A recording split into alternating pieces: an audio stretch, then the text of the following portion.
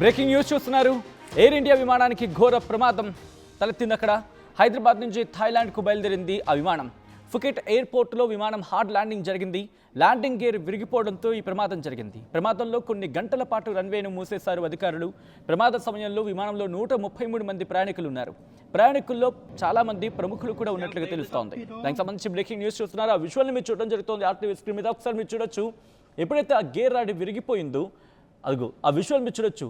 ఆ రన్వే మీద ఎంత హార్డ్గా ల్యాండ్ అయి వెళ్ళిందనేది.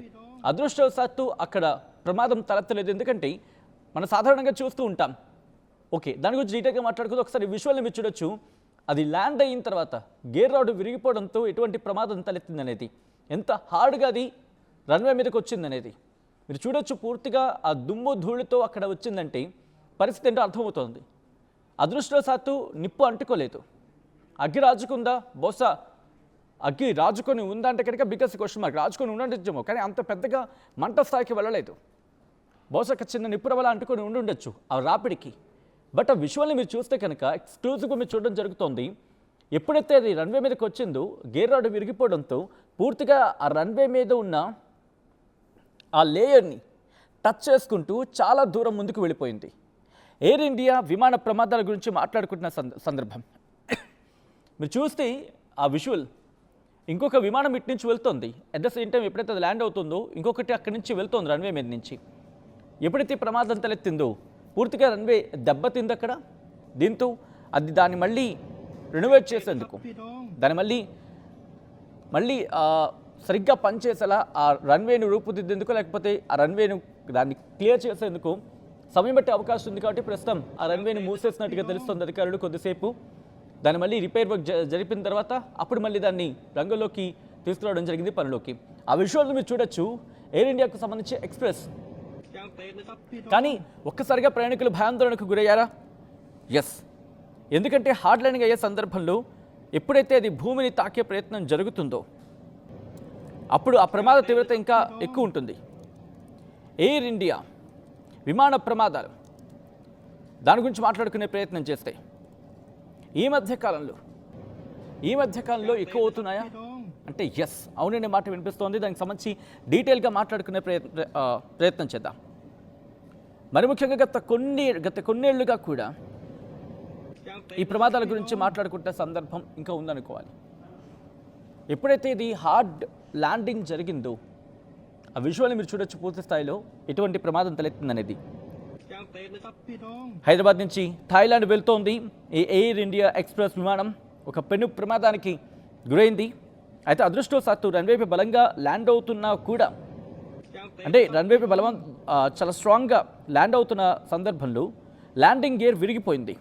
దీంతో ప్రమాదకరమైన పరిస్థితుల్లో ఎయిర్ క్రాఫ్ట్ ల్యాండ్ అయింది. ఘటనలో ఎవరికి ప్రమాదం జరగలేదు.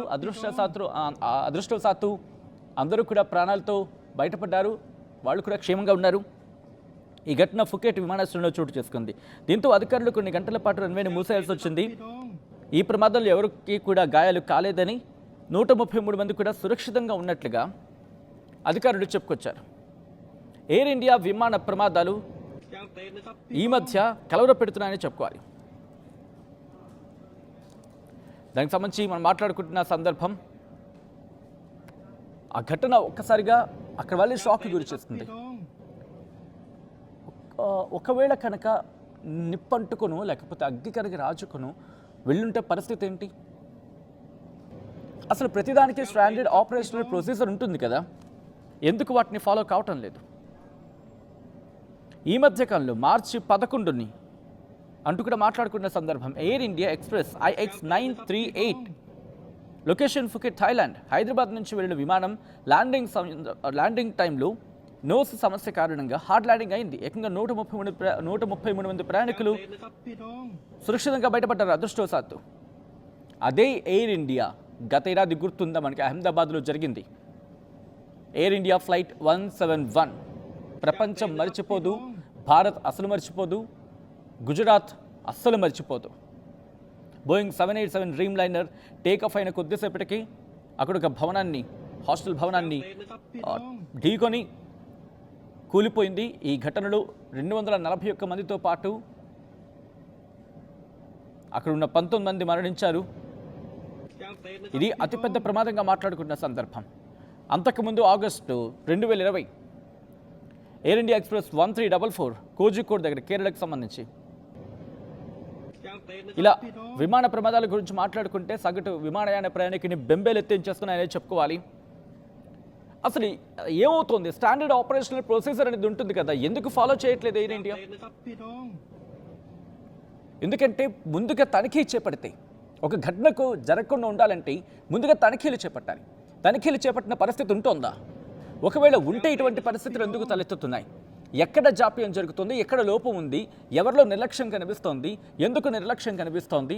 లేకపోతే ఆ వెహికల్స్ అంటే విమానాలే పాత తుక్కుపట్టిన సామాన్లా ఉన్నాయా?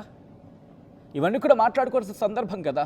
133 మంది ప్రయాణికుల సేఫ్టీని, వాళ్ళ భద్రతను ఎందుకు గాలి కొదిలేసే ప్రయత్నం జరుగుతోంది?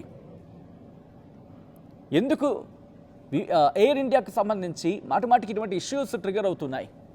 ఈరోజు విమానయాన ప్రయాణికుడు ఎందుకు భయపడిపోవాలి? విమానం ఎక్కాలంటే భయపడిపోతున్న పరిస్థితి. ఎక్కిన తర్వాత ల్యాండ్ అయితే బచాయించిపోయాం, బతుకు జీవుడా అని చెప్పి దిగాల్సి వస్తుంది. ఈరోజు చూడండి, ప్రమాదం జరగలేదు కాబట్టి, ప్రమాదంలో అందరూ సురక్షితంగా ఉన్నారు కాబట్టి సాధారణంగా మాట్లాడు. DGC, director general of civil aviation ఎటువంటి రియాక్షన్ ఇస్తుందనేది, కానీ ఆ విజువల్ చూస్తే అర్థమవుతోంది ప్రమాదత్త ఏంటనేది.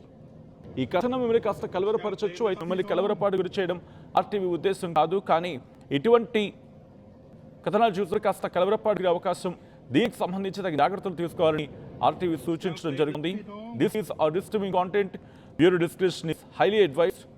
గత కొన్ని రోజులుగా విమానయాన ప్రయాణికులంతా కూడా ఆందోళనతో ఉన్న సందర్భాన్ని చెప్పుకోవాలి. ఎక్కిన తర్వాత దిగితే గొప్ప, ఏ ప్రమాదం జరగకుండా ఉండాలి అని చెప్పి. అటువంటిది ఈరోజు ఇంకొక ప్రమాదం, ఎక్కడో చోట ఏదో ఒక ప్రమాదం ఇటు విమానయాన ప్రయాణికుడిని భయపెడుతూ ఉంది. అండ్ తాజాగా ఈ ఘటన, దీని గురించి మాట్లాడే ప్రయత్నం చేస్తాం. ఆ విజువల్ని చూస్తానికి అర్థమవుతుంది పరిస్థితి ఎంత దారుణంగా ఉంది అనేది. హైదరాబాద్ నుంచి థాయిలాండ్ బయలుదేరింది విమానం, ప్రమాదానికి గురయ్యింది. ప్రస్తుతం దీని మీద పూర్తిస్థాయిలో ఇన్వెస్టిగేషన్ జరుపుతున్నట్టుగా తెలుస్తోంది. ఇన్వెస్టిగేషన్ లాంచ్ చేసినట్టుగా మనకు తెలుస్తోంది. Director general of civil aviation reaction ఎలా ఉండబోతోంది? ఈ ప్రమాదకి కారణం ఏంటి?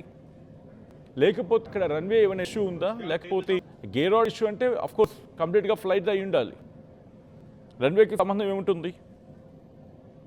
Flight number IX98 air India express Hyderabad నుంచి ఫుకెట్ బయలుదేరింది, థాయిలాండ్లోని ఫుకెట్కి. ఫుకెట్ అంతర్జాతీయ విమానాశ్రయంలో ల్యాండింగ్ టైంలో విమానం హార్డ్ ల్యాండింగ్ అయింది. దీనివల్ల విమానం నోస్ వీల్ అంటే ముందు చక్రం తీవ్రంగా దెబ్బతింది. ఎప్పుడైతే ఆ ముందు చక్రం దెబ్బతిందో ఇంకా ఆప్షన్ ఏముంటుంది? బికాజ్ గాల్లో ఎక్కువసేపు గింగిలే అవకాశం ఉండదు, ఎందుకంటే ఆ టైం స్పేస్ ఉండాలి. ల్యాండింగ్ అయ్యే టైంలో ఆటోమేటిక్గా wheel as per commands release అవ్వాలి. అవ్వకపోతే కనుక పరిస్థితి కాస్త భిన్నంగా మారిపోయే అవకాశం ఉంటుంది, ప్రమాదానికి దారితీసే అవకాశం ఉంటుంది. అయితే ఆ ప్రమాద సమయంలో విమానంలో 2 చిన్నారులతో సహా మొత్తం 130 మంది ప్రయాణికులు ఉన్నారని, దాంతోపాటు 7 సిబ్బంది కూడా ఉన్నట్టుగా తెలుస్తోంది. అదృష్టవశాత్తు ప్రయాణికులు అందరూ కూడా క్షేమంగా ఉన్నారు, వాళ్ళకి ఎటువంటి అపాయం కలగలేదు, వాళ్ళకి ఎటువంటి గాయాలు కలగలేదు అనేది వినిపిస్తున్నమాట. అయితే రన్వే మాత్రం మూసేస్తారు అక్కడ అధికారులు. దెబ్బతిన్న విమానం రన్వేపై నిలిచిపోవడంతో, అంటే ఆ విమానం అక్కడే నిలిచిపోయింది, రన్వే పై నిలిచిపోయింది, ముందుకు తీసుకెళ్లే అవకాశం లేదు. రన్వేపై నిలిచిపోవడంతో ఫుకెట్ విమానాశ్రయం రన్వేని తాత్కాలికంగా మూసేశారు. దానివల్ల అక్కడ విమానాల రాకపోకలకు తీవ్ర అంతరం ఏర్పడుతోంది. ఈ హార్డ్ ల్యాండింగ్కు గల కారణాలపై ఇటు director general of civil aviation అలాగే థాయిలాండ్ అధికారులు విచారణ జరుపుతున్నారు. టెక్నికల్ ఇష్యూ లేకపోతే వాతావరణ పరిస్థితుల కారణంగా ఏమైనా జరిగిందా అని చెప్పి తేలాల్సి ఉంది. ఇదే సందర్భంలో జూన్ 2025 జూన్ 12 అనుకుంటా, subject the correction here again. ఆ ప్రమాదం నుంచి ఇంకా అంటే ఆ ప్రమాద భయం నుంచి ఇంకా బయటపడనే లేదు. జూన్ 12, 2015 ఇంకా భయం నుంచి అది ఇంకా కళ్ళ ముందు కళ్ళాడుతూనే ఉంది. ఒకవేళ ఏమైనా జరుగుంటే సమాధానం ఎవరు చెప్తారు? బాధ్యత ఎవరు తీసుకున్నా కూడా ఏమైనా ప్రమాదాలు అంటే ప్రాణానికి ఏమైనా ప్రమాదం జరిగితే తీసుకొచ్చే శక్తి ఉంటుందా? అలాంటిది సేఫ్టీకి అంటే ఆ సేఫ్టీకి భద్రతకు ఆస్కారం కల్పించరా? అక్కడ 133 మంది ప్రయాణికులు ప్రయాణిస్తూ ఉన్న ఆ వెహికల్, ఆ విమానానికి సంబంధించి స్టాండర్డ్ ఆపరేషన్ ప్రొసీజర్ అసలు ఉందా? ఎయిర్ ఇండియా డేంజర్గా మారిందా? నేను మిమ్మల్ని అడిగే ప్రయత్నం చేస్తాను. I'm not giving any statements. నేను మిమ్మల్ని అడిగే ప్రయత్నం చేస్తాను, మాట్లాడే ప్రయత్నం చేయండి. ఎయిర్ ఇండియా నిజంగా డేంజర్గా మారుతుందో రోజు రోజుకి? ప్రయాణికుల ప్రాణాన్ని గాలిలోకి వదిలేసే ప్రయత్నం చేస్తోందా? ఈ క్వశ్చన్ కాస్త ఎయిర్ ఇండియా వింటే కన్నా కాస్త గట్టిగా తగలచ్చేమో. బట్ జరుగుతున్న పరిణామాలు అంతకంటే గట్టిగా ఉన్నాయిగా. ఎయిర్ ఇండియా మనం ఎక్కడంటే భయపడిపోయేలా ఉన్నాయి పరిస్థితులు. Will India answer for this? కారణం ఏదైనా కావచ్చు, నిర్లక్ష్యం ఇక్కడ కొట్టొచ్చినట్టు ఉంది నిర్మోహమాటంగా. ఎందుకంటే మిగిలిన విమానయాన సంస్థ కూడా ఉన్నాయి కదా.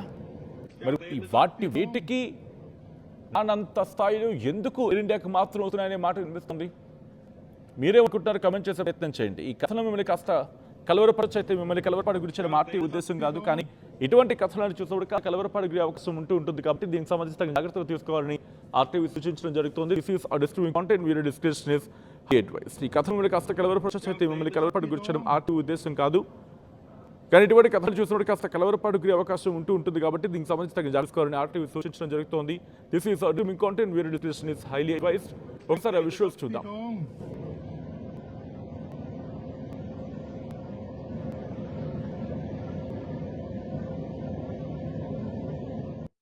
అసలైన తొలి వెలుగు. ఫాలో వాట్సాప్ @తొలి వెలుగు official.